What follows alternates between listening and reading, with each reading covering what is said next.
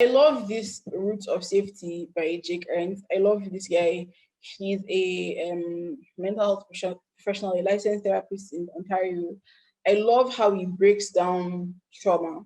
And I adapted this table from one of his resources, and I like to use this. So you remember in the earlier when I was talking about like trauma, and I said the antidote to trauma is safety. So this is something that talks about roots of safety. It's kind of like an extension of the attachment style where people are learning how to people have to learn how to um part of attachment style, part of relearning your stabilizing your attachment style is also reparenting yourself, because attachment styles come with a lot of childhood trauma. And so this is an extension of, okay, how do you feel safe when you reparent yourself, when you give yourself the things that your parents weren't able to give you? And that's what he terms as root of safety.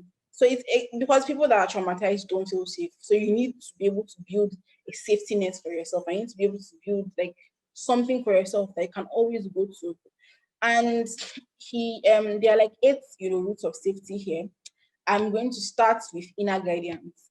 So inner guidance a lot of times is like trusting like yourself, to trusting your gut feeling. That's essentially what inner guidance is. It looks like when you cultivate presence, so you can meditate, you can say your prayer with as much control as possible, you can breathe a lot, you can do all these things. That is, you just trust yourself, you listen to yourself, you try to understand what is going on within you. And there are many ways to do this. You can, so for example, when you have like a thought that is negative, you can counter it with like a positive thought, because oftentimes negative thoughts like, oh, I'm very ugly, or oh, everybody hates me, are often untrue, because you are not ugly, and not everybody in the world can hate you, because people liked Hitler, and Hitler was Hitler. So you things like writing and journaling, which I highly recommend, are things that inner guidance looks like.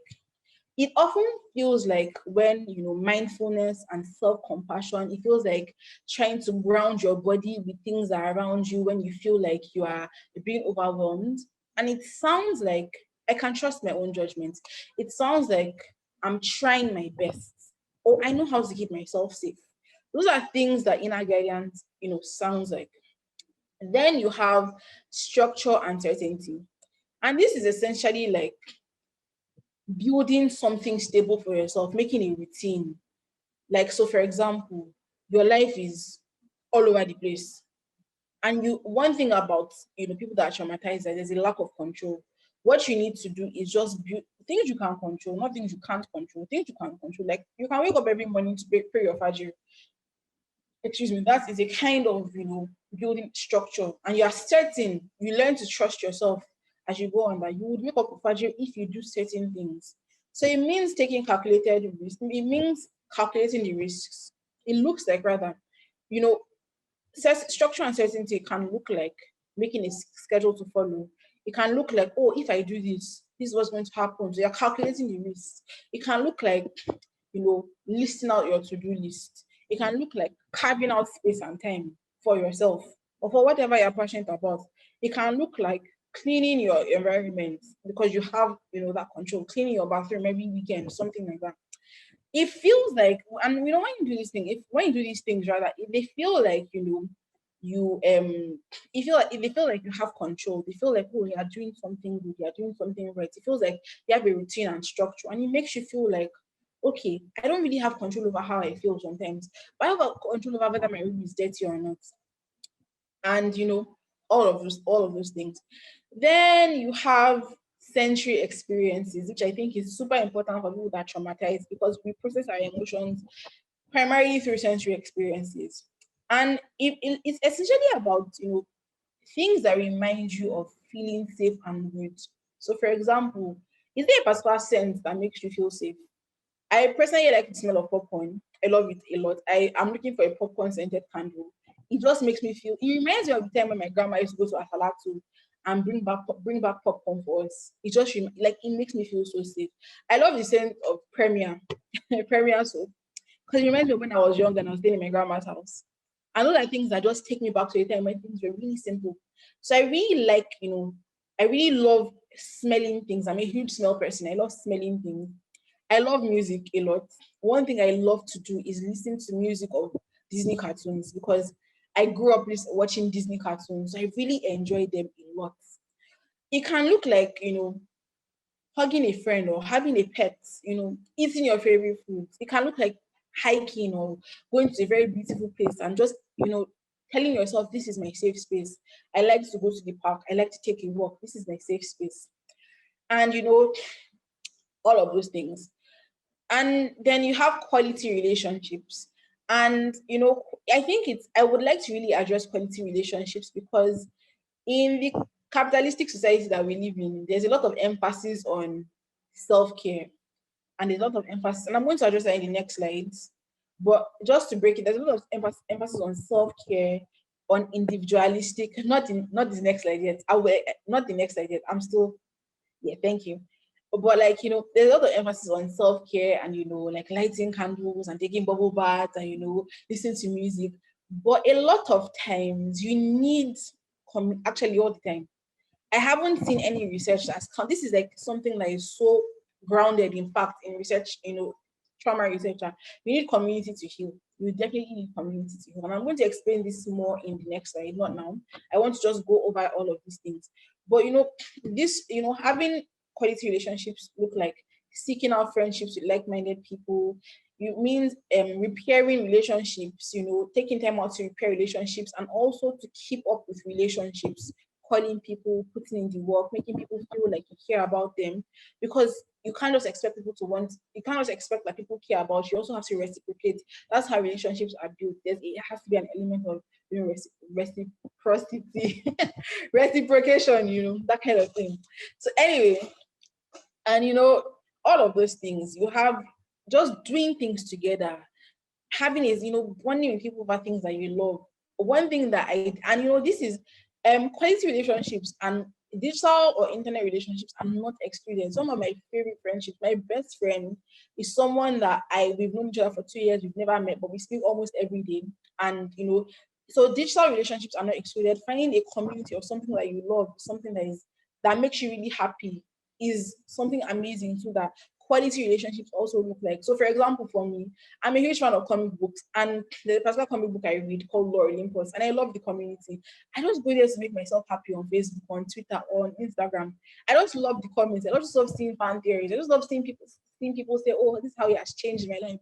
Or this is how it has really made me feel." That kind of thing. So, like, it just gives me a sense of community, and it makes me feel like I'm not alone. So I will not diminish anything that gives you a sense of community, including digital communities. As long as they make you feel good and they make you feel less alone, then I'll definitely say you should seek them out. Then you have closeness and proximity, which is something that it's a huge thing. I remember reading a research about men, and I'm going to specifically address men here. That says a lot of men don't know how it feels like to just to be hugged. That doesn't have anything to do with sex. Like, and it's a lot of these things have to do with the way we condition men to say that, oh, you want to receive any kind of closeness or proximity, it has to have to do with sex. If you're not like having sex with somebody, then it's kind of like gays or like want to hug men or that kind of thing. Like, it's just really ridiculous if you ask me. So I think that a lot of men lack this. Also, men, alhamdulillah, we have this a lot. I would say for most women, there are some, and if you're a woman that falls on this category where you don't like to hug people or that kind of thing, I would definitely say that there's so much research that like has been shown that when you hug people, you have a lot of endorphins that are being released. The love hormone, dopamine is being released. Like your serotonin is just like shooting, and like you're feeling so good that you hug somebody, and just learning how to like brush somebody, like doing random things, like hugging your brother or just like rubbing his head and saying, "Oh, see this bald boy" or something like that. All those things are things that are really good. And I think that people should engage in them more. If you are a parent or like, and you have like teenagers. I never wanted to hug my dad or my mom when I was a teenager. I stopped doing that.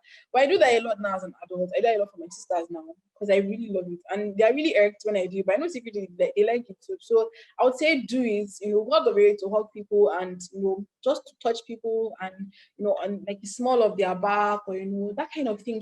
It's just a very fantastic way of people or letting people know that you care. And it doesn't have to do with anything sex, which I think is great. And if you're a couple, it's also thing like something that's also great too. You don't just know that you're just there. It doesn't have to do with like, wanting to get it. Then private retreats.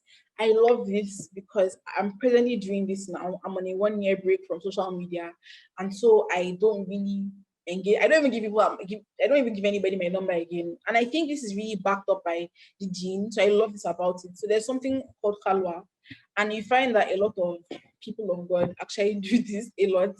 So like you have Mariam, alayhi salam, you have Musa, like Mariam retreating, and that was when Angel Jibril came to her, just having like a sense of like you just want to reflect and get to know yourself and learn to be lonely with yourself. Like just a lot of times you want we're in a really distracted age where we want a lot of noises and we want to constantly be entertained, and that's not a good thing. That's not always a good thing, and you need to just learn to sort of be quiet in your head. Like just you have to learn how to do that. It's something that is fantastic. Just learn how to be quiet in your head. And so I think I really look to people that are people that are amazing people. They always have that retreats. Like Prophet Muhammad Sallallahu Alaihi Wasallam, when he went to the cave of Hira, Maryam, Musa going to Mount Tur for 40 days, these are things that a lot of people do where they just retreat and they just don't want to talk to people. I think it's fantastic. I think there's so much, things like just meditating, being alone, just for me, one thing that private retreating looks like for me is I love music a lot, and I know that music is a way music is something I do to avoid processing my emotions. So sometimes I just switch off the music. I won't listen to music for like 3 days. I just want to think. I don't want to be distracted. I want to process my emotions, and I don't want to be distracted by music that would numb me out. So that's something that I do a lot. Then you have protective measures. We're almost getting, so we have 3 more. Oh, I think we have 4 more. So we're almost getting to the end of the story. We have protective measures. So protective measures are essentially like, it's what would you do to make sure that you what's a proactive thing that you can do that will make sure that you are not in a situation where you're hurt, or if you're hurt, it's not, the casualties are minimized. And for me, protective measures look like setting boundaries. This is a huge thing that a lot of people don't know how to do. People don't know how to set emotional boundaries. People always say yes to everything, even when they're uncomfortable. People don't know how to say, I don't like it. Don't say that to me. Stop it. People don't know how to not laugh at jokes that they don't find funny, especially when it insults their sense of self. So all these things are things. Set boundaries for yourself. Never be ashamed or never serious. And I know it's hard. I know it's very hard. So be easy with yourself as you set boundaries. Never be ashamed to think to yourself, oh, like I shouldn't tell the person I don't like it.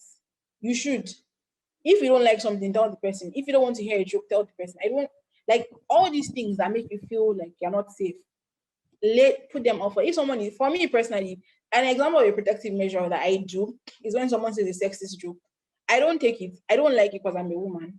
And so I'm not going to take it from you. I'm not going to laugh at your joke because it's not funny. And I think you're sexist. So hey, you can find someone else to tell the joke to.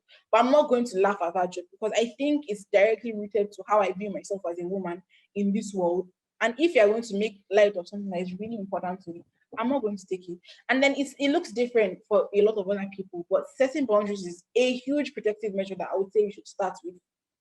Also, protective measures is also relying on people that you trust and you love to help you. And there's a quote towards the end of the slides about from by Bruce Perry, The Boy Who Became a Dog, which is also a fantastic book about trauma. Oh, sorry, The Boy Who Was Raised as a Dog. And one thing I really like about that quote is that if people often say, oh, that you need to learn how to love yourself. If you don't love yourself, nobody's going to love you. But people forget that you have to learn how to love. And if you never taught how to love somebody, or if you never taught how to be loved, if you never loved, you were never showed a way to be loved, then it's very hard for you to recreate that model. You were never shown anything like that. So how can you give yourself something you don't have? People have to love you for you to learn how to love yourself. And that's honestly the unpopular truth. So all of those things, protective measures, a lot of other things, but one thing that protective measures feel like is like being honest with yourself, being radical honesty and vulnerability, being honest with yourself, being honest with other people, especially being able to say, I'm going through this, I'm going through that, and just laying it out as you feel it, and just saying everything with someone that you trust. And I find that a lot of times people are just waiting for the next person to be vulnerable. The moment you are vulnerable with somebody who has sense, by the way, a lot of people have sense anyway. So but most people are like that. Really, I hardly find people that when you're vulnerable with them, they are waiting to use that as like ammunition against you. I hardly see that as something rare. And people like that often show themselves before, so you would even know to avoid such people. But I think it's important that when you're vulnerable with people, you're literally giving the other person permission to just be vulnerable with you. It's often like that. Then, okay, we have one last thing, which is common humanity. I love this because it's like we bond over shared experiences, and this is like one thing that will be common with a lot of us. So bonding over shared experiences and opening up to new possibilities of those shared experiences, and those shared experiences, walking through them and help and having those shared experiences give us like a paradigm shift is really important. And this is very integral to community and communal healing, which I believe is integral to trauma recovery. So, like, common humanity looks like being listened to, and being believed. When a woman says, "Oh, I have been sexually assaulted," just that validation and affirmation, or when a man says that and he's not made fun of, that validation, that affirmation is something that goes a long way. When someone says, "This happened to me," you believe the person, because a lot of times people that are in those positions where they are like, "This happened to me," they have a lot to lose. They don't most of them don't have a lot to gain. And you find that even in situations where, for example, I was reading a statistic that says that the amount of women that come out to say that they've been sexually assaulted and are lying is less than 1%. And I find like a lot of women would rather not even say anything about it, because there's no common humanity that is extended towards women who say, "Oh, I've gone through sexual assault," that kind of thing, or men that say that. So I think it's important that we all, develop a sense of humanity for each other, in a sense of, empathy for each other. You share your experiences too, good and bad, and also making space for joy. It's important that in safe spaces for trauma recovery, people also make space for joy, for creativity, for art, for music, for drama, for whatever. Things that affirm what you've experienced and also show the realities of going forward and show that there's happiness at the end of the tunnel. I think that's extremely, extremely important. So that is about the measures of safety. I just want to say lastly about roots of safety, rather, than protective measures and structure and certainty are things that you can control externally. These are things that are within your power. You can do things about them. If you are thinking about what you should do first in all the roots of safety, protective measures and structures as well as structures and certainty are things you can do right now. Quality relationships, closeness and proximity, and common humanity often depend on other people. And so it might take a while for you to get your vibe and find people that you vibe with and all of that, but it will come. And then inner guidance, sensory experiences, and private retreats all depend on your internal capacity to feel safe. And so this is why I've listed all these things. So the first thing you start with, if you want to, engage with the roots of safety, roots of roots of safety is protective measures and structure and certainty. When you start to feel safe, you can now start to say, "Oh, I want to understand what's going on within me. I want to be alone." If you hate yourself, it's a bad idea to be alone. You might want to, make a structure around not hating yourself by doing certain things that would lead up to that, or not completely hating yourself. So I think, just start with the things you have control over when you're talking about roots of safety. So the next slide, please. I love this quote by Nakita Valerio, who is someone that really inspires me on my journey. She is an activist. She's a Muslim, so I love that about her. She's a revert and she does amazing stuff. And I remember when the New Zealand attacks happened, and um, when they shot those people in Christland, may Allah grant them Jannah, inshallah. I mean, rather. And I remember how like shaking everybody was really, and it felt like even though we did not see, we're not there when it happened. Like just like when something terrible happens to people, other Muslims, even other people, we're not there, but we often feel sometimes for some people, they often feel like it happened to them. It's I just want to quickly remark on that is a thing called vicarious trauma, where people don't experience trauma firsthand, but because of digitization and globalization of the world, we get to see images that we would normally not see. And so it kind of bridges the gap between seeing and experiencing the trauma. And so that's a thing. So vicarious trauma is a thing. So if you are someone that you get easily overwhelmed, especially if you have a history of previous trauma and you see something that is very related to what you're going through, I would advise you to always speak about somebody, speak about your therapist, journal about it. And also, it is okay to not view those things. It's okay to take a break and say, I don't want to see. It doesn't make you a bad person. It doesn't make you disconnected from reality. It just makes you someone who is proactive about your mental health. So she said in this quote during the New Zealand attack, she said, shouting self-care at people who actually need community care is how we feel people. I love this quote. I've always loved it since I read it 2 years ago, and it has stayed with me. And it's something that I see so much importance for. And I think this for me, when she expands on this quote, something that she really says is that you can't. She says, I'm going to break down some things.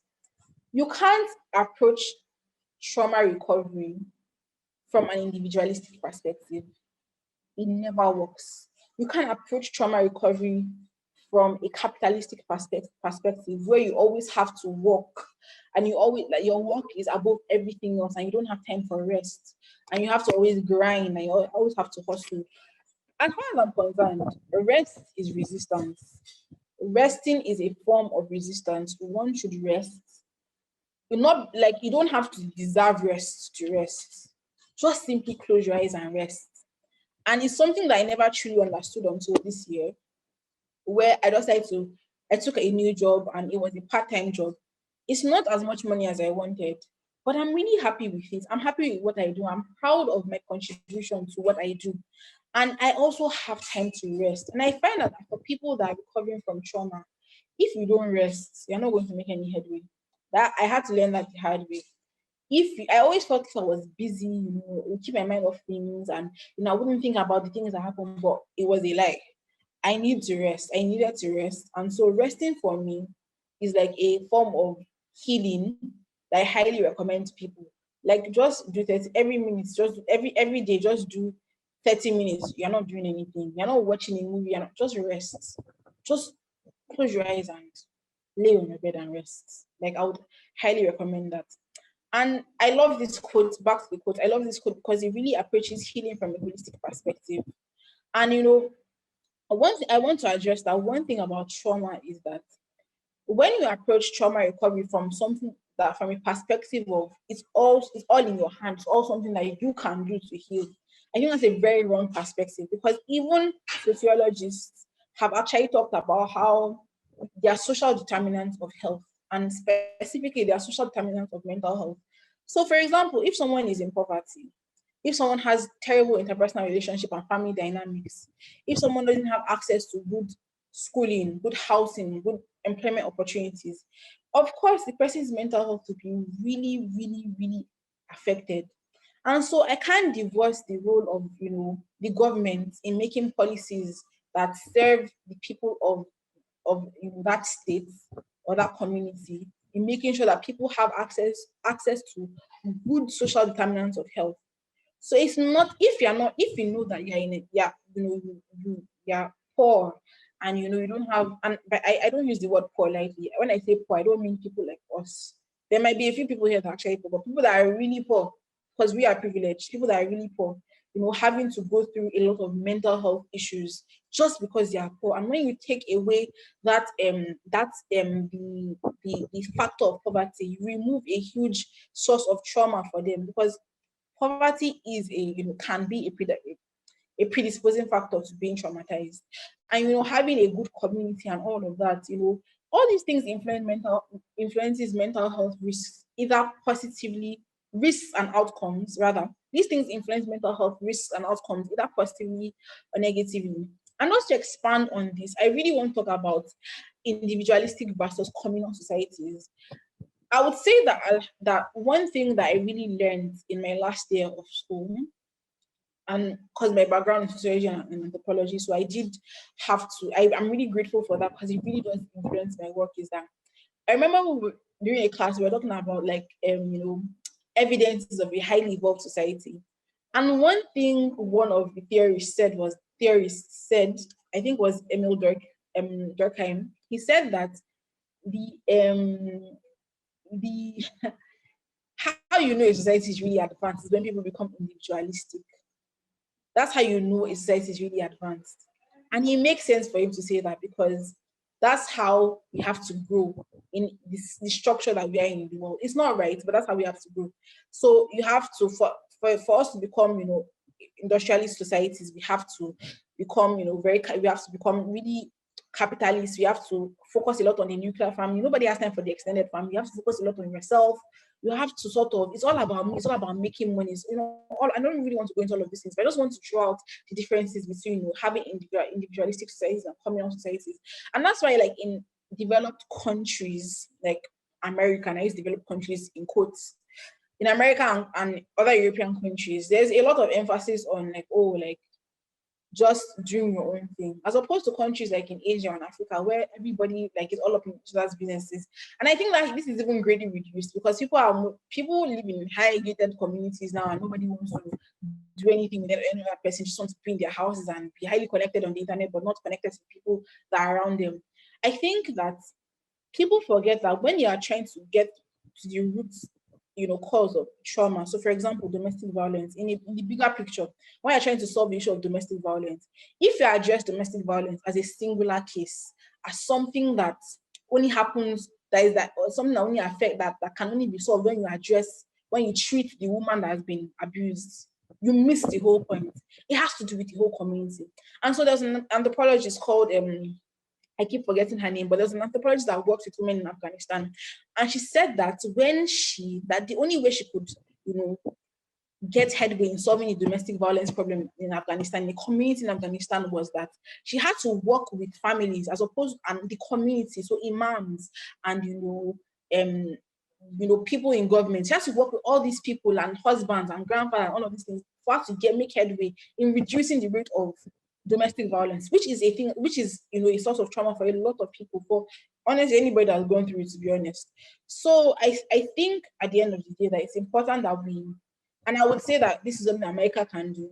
You have to place a lot of emphasis on community. You have to make this community a safe space for people to always know that they can come here, and you have to be able to say, oh, I can intervene on your behalf. Something is wrong with you. Okay, we could do interventions on your behalf. We could speak to your dad. We could speak, make it like a huge community. Because if you want to reduce the rate of mental health incidences in this community, we have to prioritize communal healing over individualistic healing.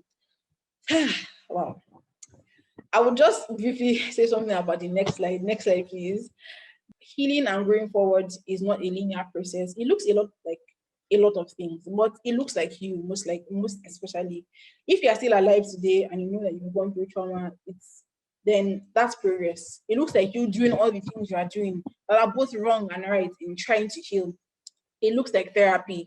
It looks like journaling. It looks like rest. It looks like worship. I can't even, because I know that I haven't really talked about worship, but I'm going to tell you that there's so much wisdom in like the Deen, especially when it comes to trauma recovery. And I'm going to get to that in a bit.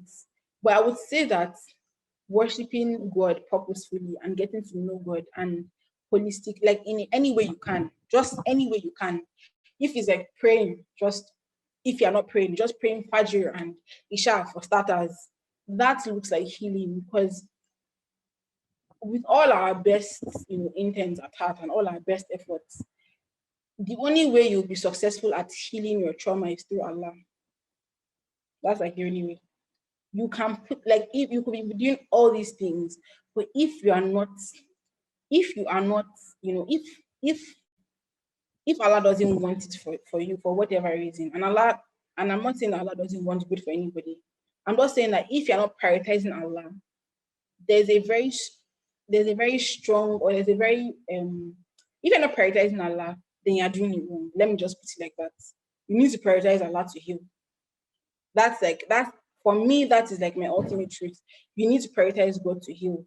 And it doesn't look like always, reciting Quran all the time. It just means getting to know God, like in small but consistent ways. That's how I'll say it. And there's something I engage in right now. It's called slow worship. I'm doing everything slow these days, but there's something I like to do called slow worship, where I am just taking my time. So I'm not in a hurry to pray. Like I'm doing my salah, but like I'm breathing in between the like motions. I'm doing like sajda, and I'm going to breathe, and and then I will take my time to do my adhkar. And even if it's just one adhkar I do, that is fine. But I'm doing it slowly, and I'm reading the meaning, and I'm kind of invested in what is going on. So I'm saying my salah is not just rituals for me. I have an idea of what the duas mean as I do my sajda, and I do my ruku, and I do my jalsa, and all of those things. It's very important that people are invested in talking to Allah and knowing what the meaning of is when you're saying things into Allah. And I would say, lastly, going forward, I cannot even overemphasize it. Breathing, like taking deep breaths, just breathing slowly, breathing purposefully. There's so much research that has gone into just breathing as a technique to calming yourself down. It literally, it resets your polyvagal system. It resets a lot of things in you. And I even think I think that my personal theory about breathing is that it has a lot of benefits, even from a religious perspective. I feel like it's very symbolic for how Allah created Adam alayhi salam, breathing into him. So I think that it has a lot of, I don't think it's a coincidence that breathing is something that is highly beneficial for us.